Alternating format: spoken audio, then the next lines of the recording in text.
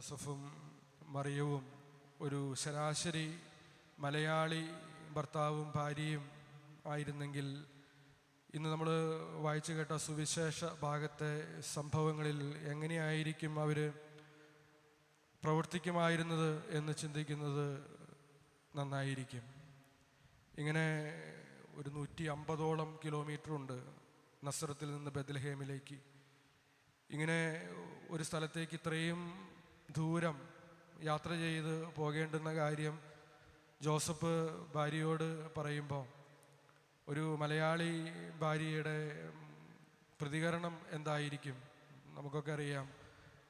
മിക്കവാറും പറയും, ഇങ്ങനെ നിറവയറായിട്ട് നിൽക്കുന്ന സമയത്ത് തന്നെ വേണം മനുഷ്യ നിങ്ങൾ ഇങ്ങനൊരു യാത്ര അതിന് തന്നെ കൊണ്ടുപോകാനായിട്ട്. അവിടെ കൊണ്ടും അത് നിൽക്കില്ല, പഴയ കാര്യങ്ങളിലേക്കൊക്കെ അത് പോകും. ഞാൻ കല്യാണം കഴിഞ്ഞ സമയത്തൊക്കെ എവിടെയൊക്കെ പോകണമെന്ന് നിങ്ങളോട് പറഞ്ഞിട്ടുണ്ട്, ഒരിക്കൽ പോലും എന്നെ അവിടെ ഒന്നും കൊണ്ടുപോയിട്ടില്ല. ഇപ്പോൾ വേണം, ഇങ്ങനെ ഈ ബുദ്ധിമുട്ടി നിൽക്കുന്ന സമയത്ത് വേണം കൊണ്ടുപോകാനായിട്ട്. പിന്നെയും ചിലപ്പോൾ പറയും, എൻ്റെ വീട്ടിൽ പോകാനായിട്ട് എത്രയോ പ്രാവശ്യം പറഞ്ഞിട്ടുണ്ട്, നിങ്ങൾ എന്നെ വിട്ടിട്ടില്ല. ഇങ്ങനെ പരാതികളുടെ കെട്ടഴിക്കുന്ന ഒരു സമയമായിട്ട് അത് മാറും.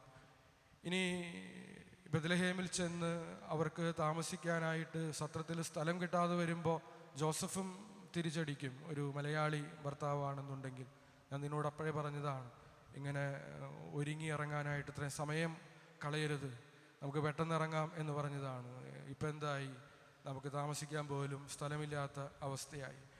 ഇങ്ങനെ ജീവിതത്തിൽ ഒരു മലയാളിയുടെ ഒരു സൈക്കേ എന്ന് പറയുന്നത്, നമ്മൾ ചെയ്യേണ്ടുന്ന കാര്യങ്ങളൊക്കെ ചെയ്യും, നടത്തേണ്ടുന്ന യാത്രകളൊക്കെ നമ്മൾ നടത്തും. പക്ഷേ എത്രയോ പരിഭവങ്ങൾക്കും എത്രയോ പരാതികൾക്കും ഒടുവിൽ, അല്ലെങ്കിൽ ആ പരാതികളുടെ നടുവിലൂടെയാണ് നമ്മൾ ചെയ്യേണ്ടുന്ന കാര്യങ്ങളൊക്കെ ചെയ്യുന്നത് എന്ന് ചിന്തിക്കുന്നത് നല്ലതാണ്. അതാണ് നമ്മുടെ ഒരു ശൈലി. അങ്ങനെ പരാതിപ്പെട്ട് പരിഭവപ്പെട്ട് ആദി പിടിച്ച് ഓരോ കാര്യങ്ങൾ ചെയ്യുന്നത് കൊണ്ട് തന്നെ നമ്മൾ ചെയ്യുന്ന ആ കാര്യത്തിൻ്റെ നന്മയും അതിൻ്റെ സന്തോഷവും അതിലെ ദൈവത്തിൻ്റെ പദ്ധതിയും പലപ്പോഴും തിരിച്ചറിയാനും അനുഭവിക്കാനും സാധിക്കാതെയാണ് നമ്മുടെ ജീവിതയാത്ര നമ്മൾ നടത്തിക്കൊണ്ടിരിക്കുന്നത്. ചിലപ്പോൾ ഭാര്യയും ഭർത്താവൊക്കെ ആയിട്ട് ജീവിക്കുന്നത് പറഞ്ഞിട്ട് എന്താ കാര്യം? സന്തോഷത്തോടെയാണോ നമ്മൾ ജീവിക്കുന്നത്? നമ്മൾ സന്തോഷത്തോടെ ജീവിക്കുമ്പോൾ പോലും ഇത്തരം ചില യാത്രകൾ നമ്മൾ നടത്തുമ്പോൾ, ചില കാര്യങ്ങൾ ഒരുമിച്ച് ചെയ്യുമ്പോൾ പരാതികളില്ലാതെ ചെയ്യാനായിട്ട് നമുക്ക് സാധിക്കുന്നുണ്ട്. അവിടെയാണ് യൗസേപ്പും മറിയവും നമുക്ക് മാതൃകയായിട്ട് മാറുന്നത്. മറിയത്തെ സംബന്ധിച്ചിടത്തോളം സുഖകരമായ ഒരു കാര്യമല്ല ജോസഫ് ഇങ്ങനൊരു യാത്രയെപ്പറ്റി പറയുമ്പോൾ കേൾക്കുന്നത്. നിറവയറുമായിട്ട് നിൽക്കുന്ന ഒരു സ്ത്രീയാണ്. പക്ഷേ അവൾ പരാതിയൊന്നും പറയുന്നില്ല.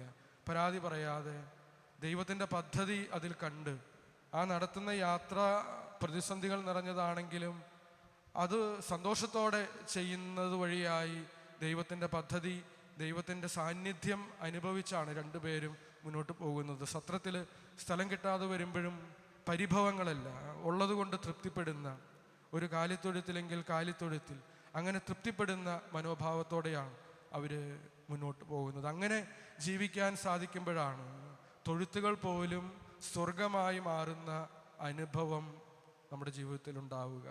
പരിമിതികൾ പോലും ഇല്ലായ്മകൾ പോലും സ്വർഗമായിട്ട് മാറുന്നത് ഉള്ളതുകൊണ്ട് തൃപ്തിപ്പെടാനായിട്ടുള്ള പരിഭവങ്ങൾ അതിലേക്ക് ഫോക്കസ് ചെയ്യാതെ, ആദി പിടിച്ച് അതിലേക്ക് ഫോക്കസ് പോകാതെ പരാതികളിലേക്ക്, കുറവുകളെ പറ്റിയുള്ള പരാതികളിലേക്ക്, അല്ലെങ്കിൽ കൂടെ നടക്കുന്നവനെ പറ്റിയുള്ള അവൻ്റെ കുറവുകളെ പറ്റി, അല്ലെങ്കിൽ അവരിലേക്ക് കുറ്റം ആരോപിക്കുന്ന ശൈലികളൊക്കെ മാറ്റിപ്പിടിക്കുമ്പോഴാണ് ദൈവത്തിൻ്റെ മുഖം അത്തരം യാത്രകളിലും അത്തരം പ്രവൃത്തികളിലുമൊക്കെ കൂടുതൽ തെളിഞ്ഞ് വരുന്നതും തൊഴുത്തുപോലും സ്വർഗമായി മാറുന്ന അനുഭവം നമ്മുടെ ജീവിതത്തിലേക്ക് കടന്നു വരികയും ചെയ്യുക.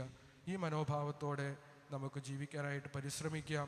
ഈ ക്രിസ്മസും അങ്ങനെ ജീവിക്കുമ്പോഴാണ് ഏറ്റവും മനോഹരമായിട്ടുള്ള നമ്മുടെ കുടുംബങ്ങളെ കൂടുതൽ സമാധാനമുള്ള, സന്തോഷമുള്ള, ഒരുമയുള്ള കുടുംബങ്ങളാക്കി മാറ്റുക എന്ന തിരിച്ചറിവിൽ നമുക്ക് ജീവിക്കാം.